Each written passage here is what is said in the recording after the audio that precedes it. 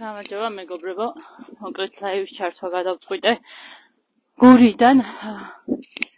ეს წუთით თან სანამ შემოგვიერთდება ადამიანები.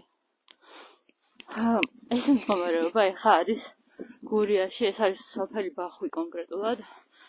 ან თოვლი არის წელამდე. გადაადგილება არის ძალიან რთული. თოვლი როგორც გაჩვენეთ არის ჭიშკრებამდე ამოსული. სახლა გამოსვლაც ზღვის მოახერხე, იმიტომ რომ ჭიშკრები უკვე დაფარულია გსთავს. უფრო მაღალმთიან სოფლებში 2 მეტრს გადაცდა უკვე თოვლის საფარი. ადამიანები არიან ჩარჩენილები, მოხუცები, ბავშვები.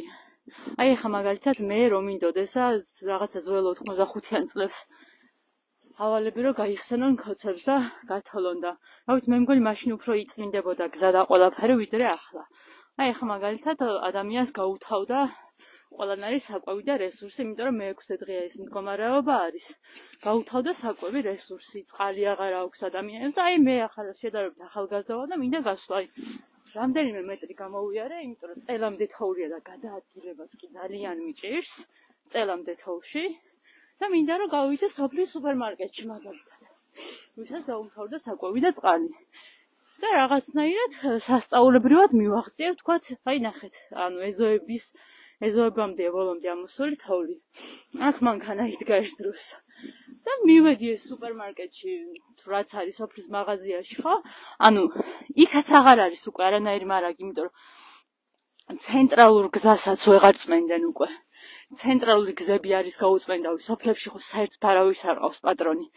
საერთოდ მე რამდენი დღეა გაუწმენდავი არის. არ არის შუქი, არ არის წყალი, არ არის გზა. საკვები მარაგი, წყალი უმთავრდებათ ადამიანებს. გუშინ იყო რომ ადამიანი რომელიც თოვლის სახურავის გადათოვლის დროს დაშავდა, ვერანაირი რესურსით ვერ გამოიყვანეს იქიდან და ისევ ადამიანებმა გათოვეს გზა და ისე გამოიყვანეს იქიდან. წარმოუდგენელი ამბავი ხდება. ადამიანი გარდაიცვალა გუშინ, მსხვერპლია გურიაში.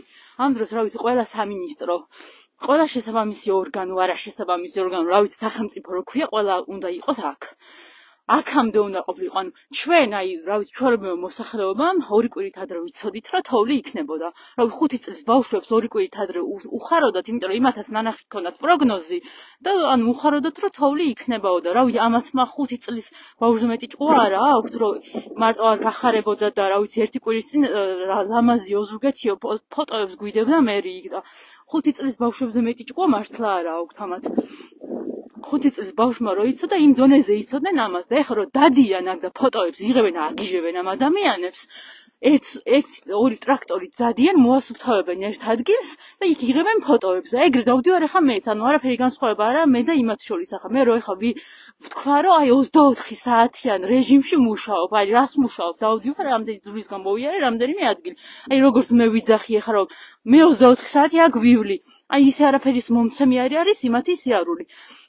იმათი საქმე იყო ის რომ პირველ რიგში, როდესაც პროგნოზი 2 კვირით ადრე ჰქონდათ, უნდა მოებილიზებინათ შესაბამისი ტექნიკა, შესაბამისი რესურსი უნდა მოეთხოვათ, შესაბამისად უნდა ის ადამიანები, ვინც საფრთხის ქვეშ არიან, მოხუცები არავინ რო არ ყავთ, ჩვილი ბავშვები რო ყავთ, იმ ხალხის ევაკუაცია უნდა მოეხდინათ თავის დროზე ოღონდ.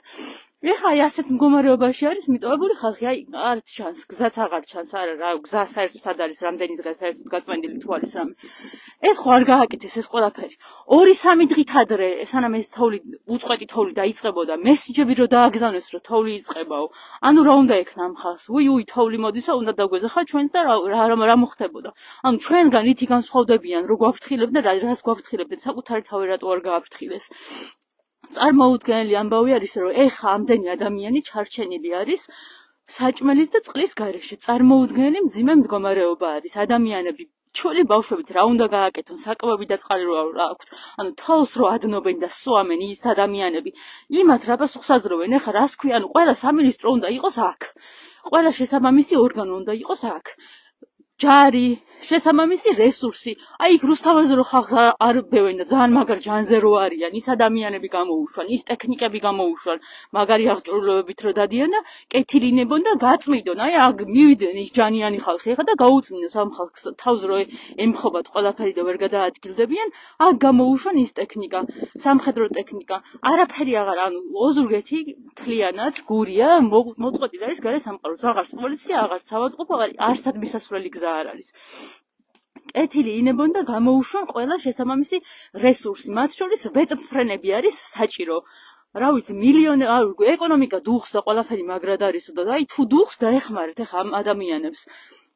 ოზურგეთის მერი და ჩოხატაურის და ლანჩხუთის მერი რო ეხა თავისი ორი კინკილა ტრაქტორით რო ვერაფერს ისამთ, ეს ვიცით ჩვენ ძალიან კარგად და კეთილი ინებო და კომენტარ ხალხს რო დაძდევენ და აშინებენ რომ აბა არ თქვათ არაფერი და თქვით რომ 24 საათი მუშაობთო, კეთილი ინებო და თვითონ დააბაკუნონ ფეხები და დადგნენ იმ სამინისტროს კარებთან და კეთილი ინებო თვითონ მოითხოვონ რომ გამოუშვან ყველა შესაბამისი რესურსი, სანამ მსხვერპლი გაიზარდა. მსხვერპლი გვაქვს უკვე და კეთილი ინებო და გაზარდეთ ეგ რესურსი და გამოუშვით აქ.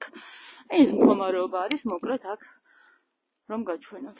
აი, წარმოუდგენელი, ანუ ფიზიკურად გადაადგილება ნებისმიერი ადამიანისთვის არის შეუძლებელი. ძალიან დიდი მადლობა იმ ადამიანებს, ჯგუფი ვინც შექმნა. და ისევ ამ ძალიან მაგარი ადამიანების იმედად ვარ საერთოდ, მაგრამ ეს იმ ჯგუფში ხალხი იხვეწნება, დავეხმარებით ხალხს რომ მივალთო სახს გაუთავოთ პროდუქტს მიუტანოთ, მაგრამ გზა არ არის. გამოუშვით ტექნიკა, რომ ხალხი სანამ ამოწყდა, გამოუშვით ტექნიკა დროულად. მადლობა.